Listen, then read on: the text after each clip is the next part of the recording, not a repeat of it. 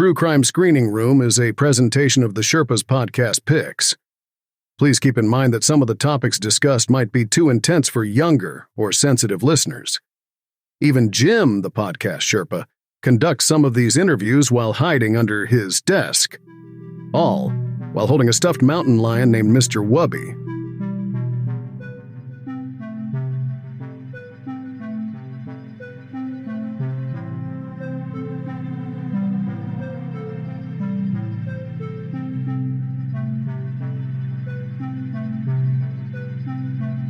Welcome to True Crime Screening Room, the podcast featuring interviews with creators who dedicate their work to unraveling true crime mysteries. We're now entering the investigation room in the Sherpa Chalet to meet your host, Jim the Podcast Sherpa.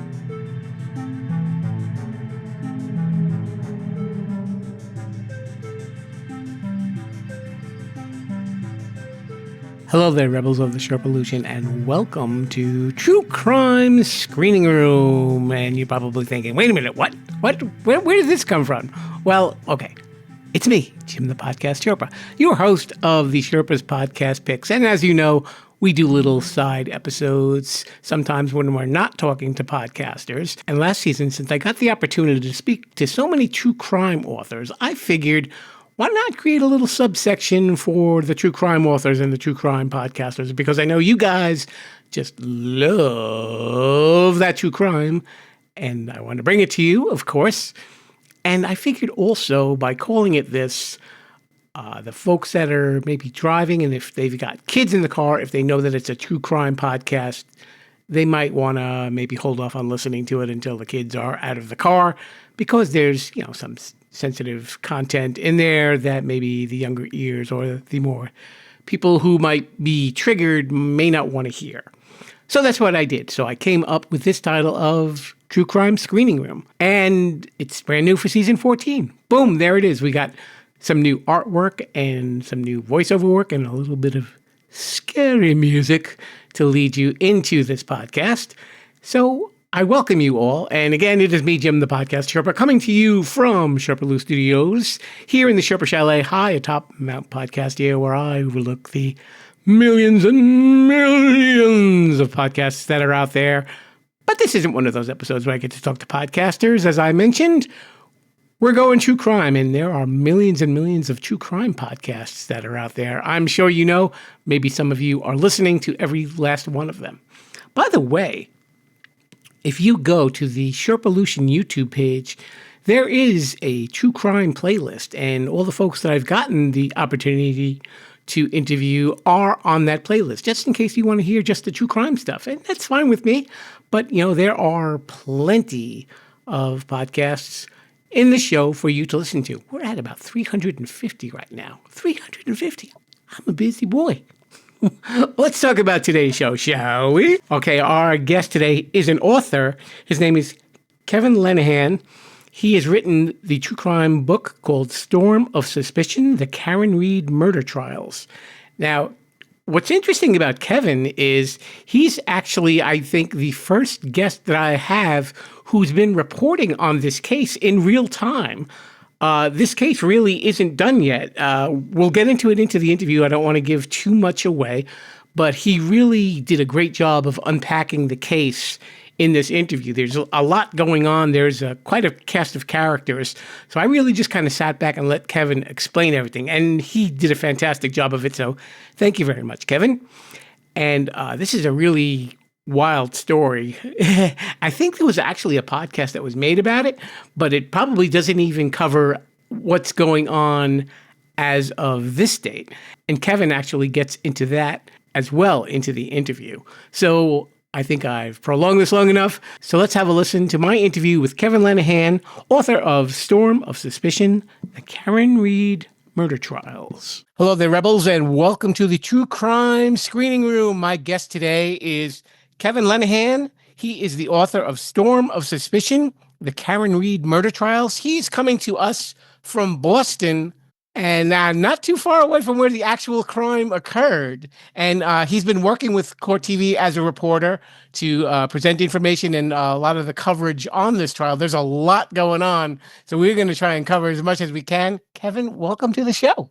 Very nice to be here, Jim. Now, you were a YouTuber originally, right? The Yellow Cottage Tales is your YouTube channel? Yeah, that's my YouTube channel. And you probably might ask, what kind of name is that for a true crime channel? But it didn't really start out as a true crime channel. I'm a writer, and I was looking for another way to kind of get my work out there. And I wasn't sure what I wanted to do with this channel. And ironically, I'm not even that much into true crime. I'm getting more into it now because I like a puzzle. But I got drawn in.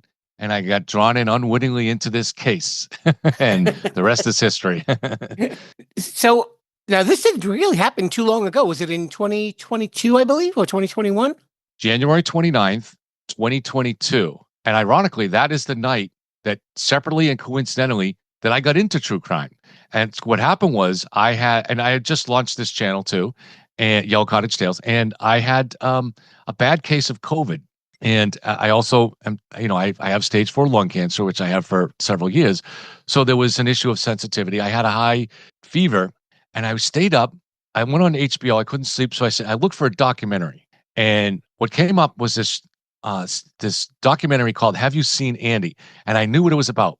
So this young kid, Andy Puglisi, who was 10 years old, disappeared from Lawrence, Mass. in 1976 and was never seen again. Well, I was also 10 years old and from Lawrence, Mass. And I remembered those events very, very much. So this is what started to draw me into, watching that series, that show, Emmy Award-winning documentary by Melanie Perkins, and beginning down to go to path to think that maybe there is something that people in the public can contribute with their interest in true crime. When this case happened, maybe we should probably give a little bit of background on the case for the listeners that don't really know the whole story. John O'Keefe was a Boston cop. He was unmarried and had no children, but for 8 years he'd been raising his nephew and niece. His sister had died of cancer, and then the husband had a sudden heart attack not long later. So John stepped up, and he became, from the fun uncle, now he became the father. And he's raising these two kids in the town of Canton, Massachusetts, which is a suburb of Boston. It's a population of about 22,000 people, and middle to upper middle class homes mostly. And somewhat of it, many of the people that live there are descendants from Southie. They've a generation before they were living in the projects in Southie, and now have worked their way up. And so about 2 years before John died, he reached out to someone who he had dated briefly in high school named Karen Reed. And so they kind of quickly became a couple. And Karen Reed is a finance professor and advisor at Fidelity. And so a smart woman, also unmarried, no children, no criminal history. None of these people have any criminal history in this story, really. And so Karen has been dating John for a couple years. And in this January, the relationship is maybe on the rocks a little bit. To John, it seems to have kind of run its course, and she senses this. And in fact, she begins a flirtatious text relationship with someone else who plays a large role in this story. ATF agent, so a federal agent, Brian Higgins. Brian Higgins was in the house when John was killed. And to the defense team, Brian Higgins is a third-party suspect. Third-party culprit that one of the ones that they're trying to propose here might have been the so-called real killer. John is out drinking with Karen that night downtown. Now, remember, this is the end of the pandemic when people are finally saying, all right, that's it. We got to get out of the house. Right. And this is like maybe that first time when everybody's doing that. And so while I'm suffering from COVID back at my house, watching that documentary, Karen and John are out drinking, and they end up meeting a bunch of friends at the waterfall, including fellow Boston cop Brian Albert, who he doesn't really know, but Brian Albert owns the home that they're eventually invited to when the bar closes for an after-hours party. So Karen and John drive. Karen's driving her Lexus. John's a passenger. They're all pretty drunk, and they're about a mile away from the house when they realize they don't really know how to get there. So John calls Jen McCabe, who is at the house, and she becomes another main target of the defense here. And The defense would later say that Jen had searched at 227 for how long to die in the cold. And I inject that here because that is the centerpiece of the conspiracy theory, that she made that search hours before she supposedly knew that her friend, John was her friend, was in fact dying in the cold. So she's at the party, and it's her sister that is married to the homeowner, Brian Albert. And so they get the address. John punches it into Waze. They're about a mile away. They navigate there. Now, what happens next, is in dispute. John is dead. He can't tell us his story, and we only have Karen. So Karen says she drops John off at the house and doesn't want to go in for reasons. Her story changes a lot, but some versions she's waiting to see if they're welcome in there. Another version, she doesn't feel good and wants to go home. Most likely they're in an argument is what's really going on. Couple that's been drinking, relationship a little bit on the rocks. Mm-hmm. She has a history of jealousy. So she claims she sees, eventually over time, her memory has now got to the point where she remembers seeing John walk into the house. But the GPS data on John's phone shows that he never went in the house, or at least his phone never did. Now, seconds after she stopped at the driveway, she drove to the end of the street.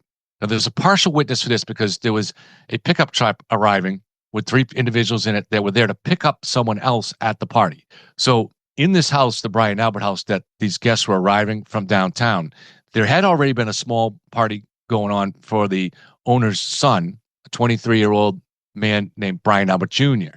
And so there's a little bit of an overlap here where some of the guests from that first party stay.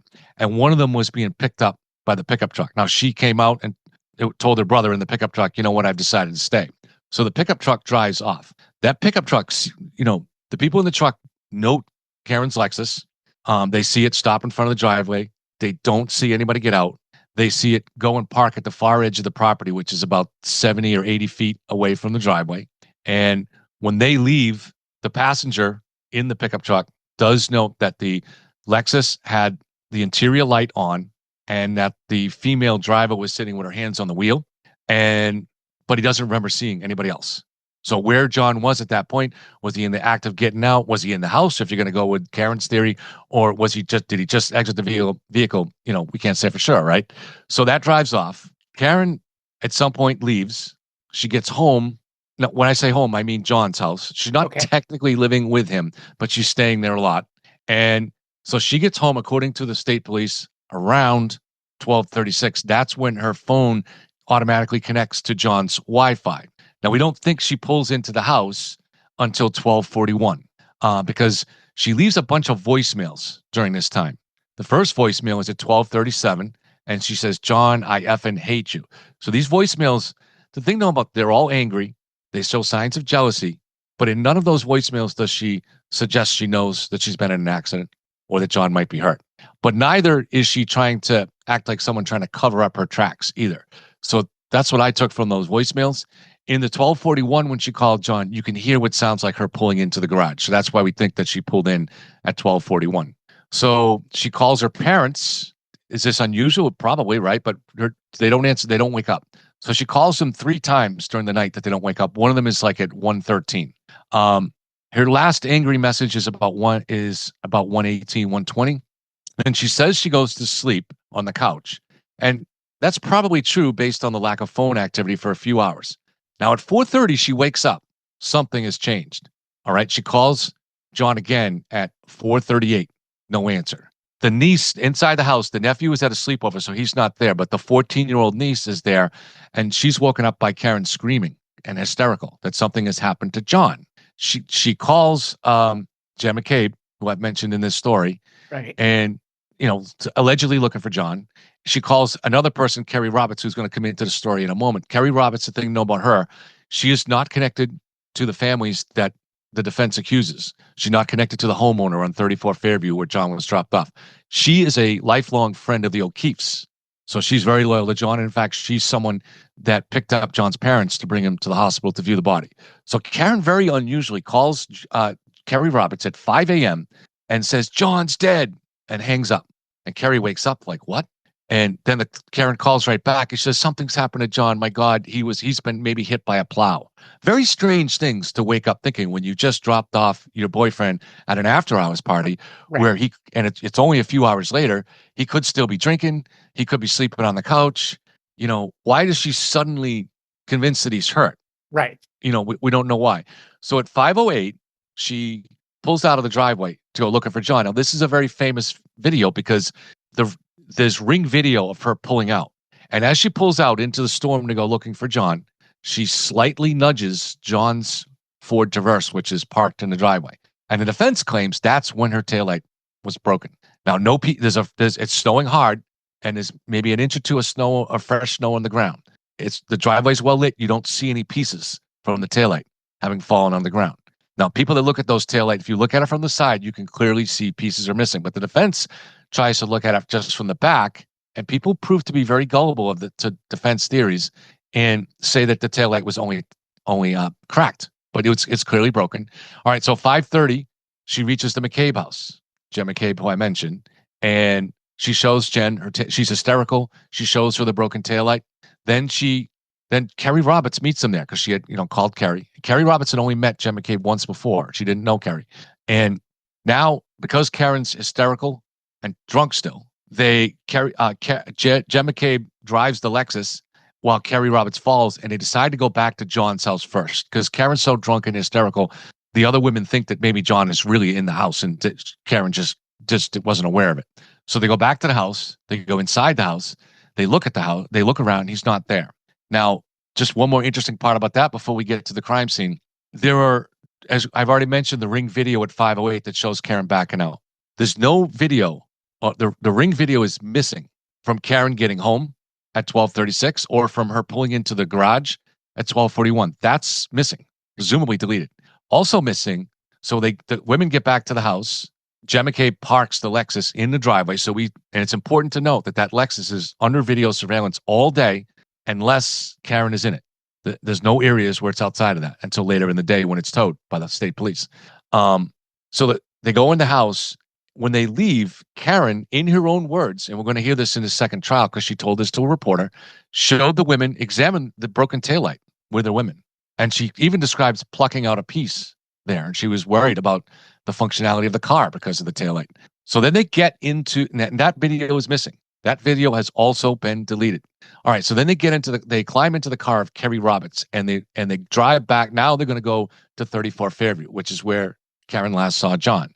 Now it's snowing hard. The streets it's early in a historic blizzard. The streets are partly plowed. And as they're pulling up there, the next in of all the strange things that continue to happen in this case, Karen is sending a call to John as they're arriving at the house. Then she spots John buried in the snow on the lawn. And she says, "Oh my God, stop, there he is." She throws her phone down on the back seat, but doesn't stop the call. So in a few seconds, that call reaches John. And what happens in the next 5 minutes, including the 911 call, is all recorded on John's voicemail. Have you ever seen that happen before in a case? And This is the case that kind of stuff happens all the time. It's unbelievable. So Karen jumps out of the car. The car had slowed down, but had not stopped because the driver, Kerry Roberts, didn't understand. All she saw was snow. And so Karen kind of falls on her ass as she lands because the car had been moving, jumps up quick, runs over and starts brushing snow off John. Now, finally, and Kerry testified that when she saw Karen running into the yard, what she thought was just a mound of snow. But then finally she realized it was John. Remember, Kerry's very close to John. So she jumps out to start helping. Meanwhile, Jen McCabe in the car calls 911, and then she goes out to help. And so at this time when they found John, he's 81 degrees. He's no longer breathing. There may be a little bit of a slight pulse there or something. So he did have a chance of surviving, but very, very narrow. The injuries are unusual. He has the cause of death was considered to be a combination of crushed bones in the head that led to hemorrhaging and hypothermia. There was signs of hypothermia in his internal organs. So it's some combination of those things. The state's theory is that the head injury was created by the frozen ground. From the neck down, so on the back of John's head is about a 3-centimeter lash, horizontal lash. And that's what created the crushed, whatever, everybody agrees that's what created the crushed skull bones that led to the hemorrhaging. So because of that hemorrhaging, you get this raccoon eyes. It's something that's very well known to medical people. And they look at that and they understand that it's from a head wound. But to someone non-medical, you look at that, it creates a swelling in the eyes and you say, "Oh my God, this guy was in a fight." But in reality, there were never any signs that John was in a fight. And so from the neck down, the only other injuries on his body were this set of parallel tracks that were on his upper and forearm. And this famously has been made public for a long time. And the defense has claimed that these are the results from a dog attack, those wounds. And they have a retired doctor, ER doctor, who testified in the first trial and who's going to testify again, Dr. Marie Russell. She had done peer-reviewed research on a different type of dog bites, but on dog bites. And she is claiming that they are, in fact, dog bites, combination of bites and scratches. Inside the house was a German Shepherd. So now you have a lot of the elements of the conspiracy theory right there. Right. And should I go on, or do you have any more? I mean, was there any indication that he was hit by a car, or I mean, do they know anything else? Did they theorize how he ended up with this head injury? Was he struck with a blunt object? Was he, like hit with a car and then he maybe hit the curb or something like that, the back of his head? Right. Was there anything like that? Yeah. So, as I've been covering this case for a long time, me and many people agonized over what could have caused his injuries. How did he get that head wound and stuff like that? And I started out in this case thinking maybe there might be something suspicious here, right? So, so I've had an open mind all along to the evidence, and what the state's theory ultimately is, but it was not explained to the jury as well as it should have been in the first trial. But what the theory is that so Karen, we know from the vehicle data that she put the car in reverse, where she hit the throttle over 70% and for at least 5 seconds. So the car reached a speed in reverse of 24.2 miles per hour for at least 5 seconds. So it went 60, 70 feet is the estimate. And it could have been longer because the data ends before she ever hits the brakes. And according to the state police, you also have 4 seconds into that journey in reverse are the telltale signs of a pedestrian strike. What they see is the vehicle slows down 0.6 miles an hour, and there's a jolt in the steering wheel from minus 4.5 to plus 4.5. And we're told that that's a telltale sign of a pedestrian strike, and I believe it probably is, or at least the sign of striking a smaller object. If you struck a car, you would get an impact, and you'd get something different in the data. But you don't get that in the regular black box data because of the weight differential between the two objects. Right. So the state's theory is that he put up his arm, and in defense, the last section when he saw the car coming, and the taillight clipped his elbow, which broke off the taillight. He has a cocktail glass in his hand, which he took from the bar. And so as the car comes through at this high speed and strikes his arm, the forearm snaps into the rear panel of the SUV. And there is a dent there that's exactly a 4 arms length away. So that's presumably, and there were also pieces of glass found in the bumper that were matched to the cocktail glass ultimately. So it would seem that that's where the glass shattered. Now, he went off at an angle onto the lawn from the impact. So it wasn't just a clip that spun him with his arm. It probably pushed his arm into his torso. But again, that wasn't described well in the first trial. But it pushed enough to launch him about 15 feet towards the lawn. And I don't mean he was airborne, but just that the force pushed him in that direction. Right. And the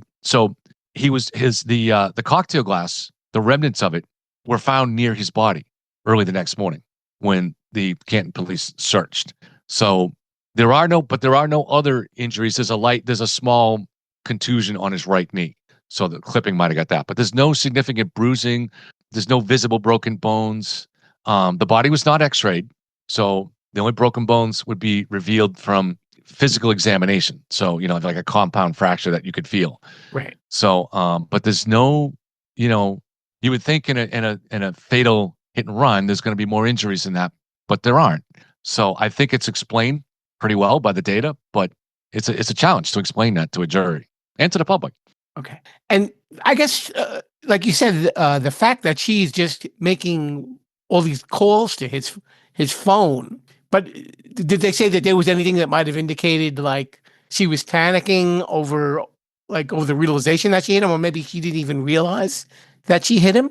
Well, so the state's theory that once he got pushed onto the lawn, that his head hit the frozen ground, and that's what created the cranium, the fractures, and that he would have instantly lost conscious, and in all likelihood, he never regained consciousness after that. Right. So the phone was found underneath his body. which is an important detail, right? The phone last moved at 12:32 and 16 seconds. The vehicle data, when correlated with John's phone data, shows that her Lexus struck an object, that pedestrian strike that I told you about. Mhm. That happens just a few seconds before that. But the way the data was presented to the jury, they would never be able to figure that out. That's going to be different in the second trial. And there are indications from the prosecutor that they were able to get new data from the vehicle and that they will probably have timestamps and GPS. So we'll know just by simply looking at the text stream data report from the Lexus what time she struck John. We think that's what will happen in the second trial.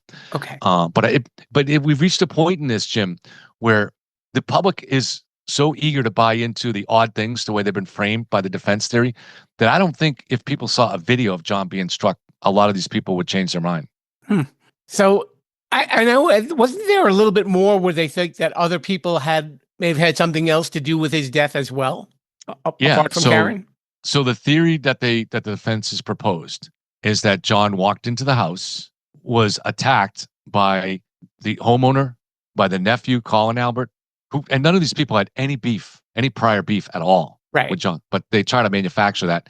And Brian Higgins. Now, Brian Higgins was somewhere between an acquaintance and a friend, but remember, he had that flirtatious relationship going on with Karen. But again, none of these people ever had any friction, ever had an argument, anything with John O'Keefe. But the theory is that they may have even, the defense suggested they lured him there. So this was a planned attack. This was not just, according to defense, this was not just a bunch of drunk Irish guys, at the end of the night getting stupid. This was for some reason a planned attack. It's absurd, but that's what the theory is, and they push it in the trial.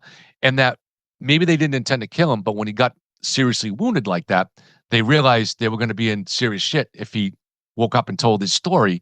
So now they started planning to make sure he died, and that their plan, which they told the McCabe's before they left the house, was that they're going to take him out to die alive, mind you, still breathing, leave him to die in the cold on the lawn. It's absurd. So the McCabe's would go home knowing this. They gave a couple of the party guests a ride home.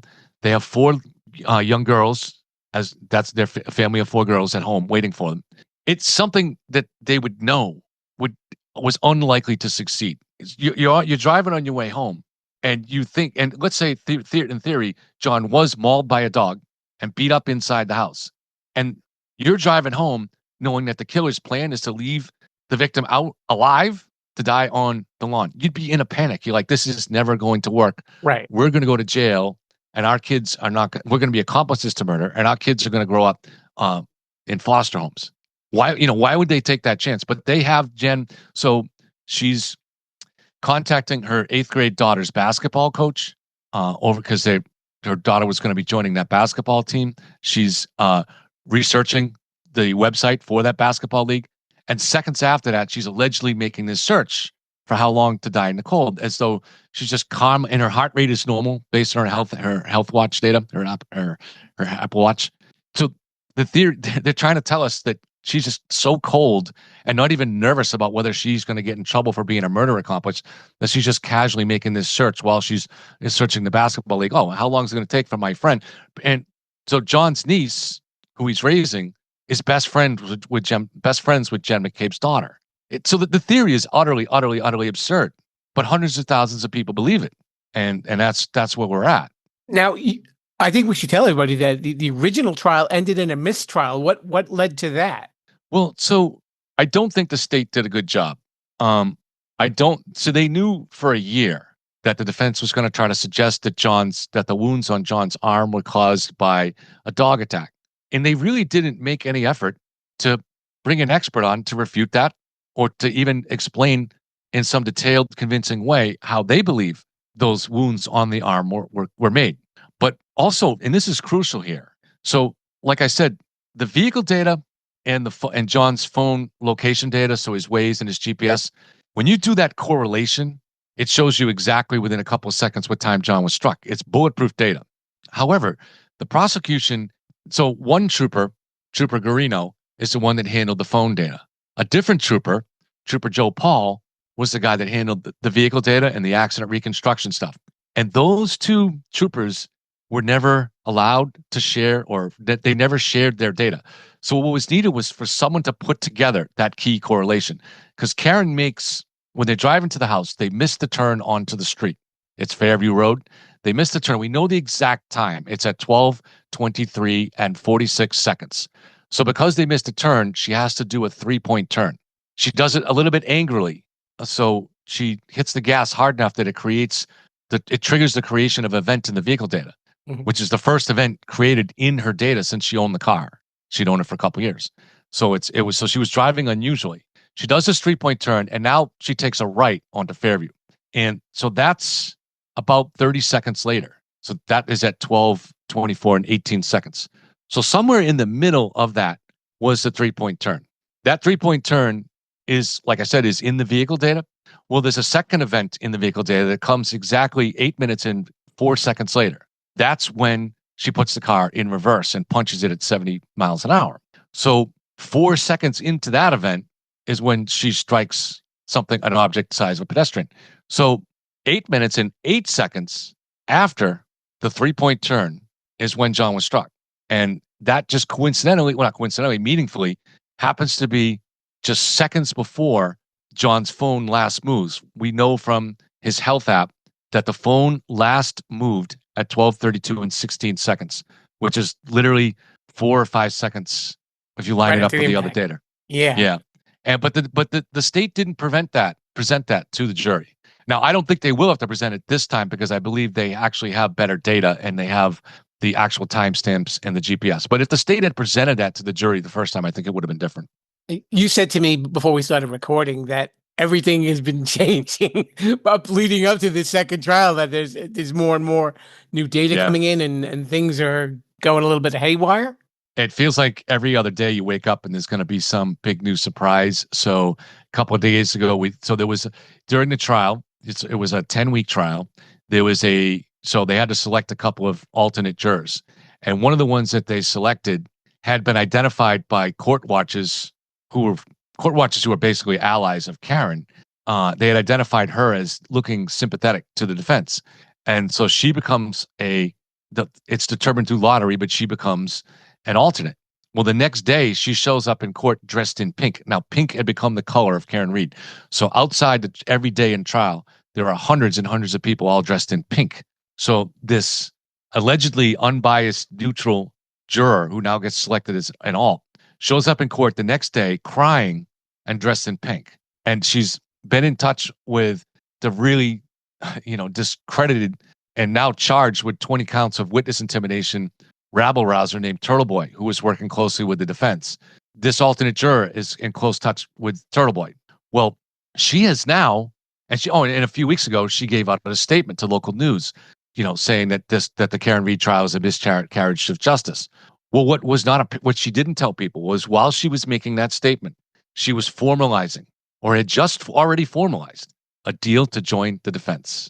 So this alternate juror, who happens to be a lawyer, she's like not a criminal lawyer, she's like a civil lawyer or real estate lawyer or something. She has actually now joined the defense team as a legal consultant. So that's the latest. I mean, there's always something that comes out. Of course, and this is another thing people should be interested in this. Karen Reed's team, all the way back in August of 2022, marched into the U.S. Attorney's Office. This is the federal government. This is one of the largest U.S. Attorney's offices in the country, 120 assistant U.S. attorneys. They got a meeting with what was called the first assistant U.S. attorney. So that's the attorney that's right underneath the actual U.S. attorney. And so it's a very powerful position. They got a meeting with him. This guy's name is Josh Levy, and they somehow convinced him that there was a conspiracy. So he launched a pretty thorough federal investigation into this that went on for a couple of years, including a federal grand jury that questioned most of the witnesses that the defense claims were the real killers. Mm-hmm. Very unusual. There's a lot of evidence of an unusual and improper close communication between the defense and this U.S. attorney. Now, this assistant U.S. attorney, first assistant U.S. attorney, half a year later became the U.S. attorney when the U.S. attorney that was in position was forced to step down. Now, as U.S. attorney, not only did they continue this investigation, but this U.S. attorney participated himself in grilling the witnesses in the grand jury. That's unheard of. And in that, he used a blow-up of the Turtle Boy blog, which was all information fed to Turtle Boy by the defense. And while that was going on, Turtle Boy had whipped up a mob and was showing up at the homes of the witnesses with a bullhorn to terrorize them. And the U.S. attorney, he certainly knew that, and yet he's using a blow-up, which further terrorized the witnesses on the stand. It's mind-blowing. And so we have now, with the change of administration, we have a new U.S. attorney. He's gone. And they kept this investigation ongoing, even though I don't think there was any new investigating into it for the last year. Really as a way probably to hide. They didn't want anybody taking a close look at what they were doing, because I think the U.S. Attorney's Office was duped and their behavior was improper. And these are very, very, very powerful people at that level. And so now the new U.S. Attorney has reached out to the Mass State Police, the Norfolk County DA, and the Canton Police to tell them their investigation is over, done, nothing else is going on, no charges. So they dug hard into this conspiracy theory. They got the data from all the people in the house. They got the content of many of their communications. They found nothing. So in the end, that's kind of inculpatory to Karen, right? Because if the feds dug in and they didn't find a conspiracy, and without the conspiracy, Karen's guilty. There's no middle ground. It's not like, because the taillight pieces that were found in a debris field around John's body were reassembled and matched to Karen's Lexus. So either those pieces were planted or Karen did it. There's no middle area, like maybe somebody else, Right. Was it somebody else's hit and run, So, all right, before I let you go, so if people want to learn more, the book can be found anywhere, and you'll be doing more reporting on CourtTV as well, right? Yeah, every day there's a hearing. They have me on, and every day during the trial. So you can find discussions on my YouTube channel, Yellow Cottage Tales. And also the book is called Storm of Suspicion. It is available on Amazon. And I also look forward to checking out your podcast, Jim. All right. Well, Kevin Lenihan, author of Storm of Suspicion, thank you so much for coming on the show. Thank you, Jim. A very special thanks to Kevin Lenihan for swinging on by and explaining this crazy case to me. And we're going to include the link to the book on Amazon in the show notes in case you are interested in purchasing it. I'm sure it's going to be a fascinating read, especially if you're a true crime fan. And if you are a true crime fan, I'm sure you guys will be keeping your eyes open for Kevin when he reports more on this case as it progresses on CourtTV. And a special thanks to Blue Wave Press for sending me all of these true crime authors that help make these episodes possible. Thank you, Eve, and all the folks that work there. Much appreciated. And we've got a lot more going on this podcast, folks, if you are interested. We've got interviews with podcasters and also other types of creators. And we have episodes where I talk about a lot of different podcasts that are out there on the charts that I've been checking out. I check out a lot, folks, a lot. And on Saturdays, we have Sherpa Selects, where if you didn't listen to this show in the early seasons, like seasons 1 through 6, I play back a lot of my favorite episodes so you guys can check them out. And I hope that you enjoy them as well. So until then, I say to you, Viva la Sherpolution.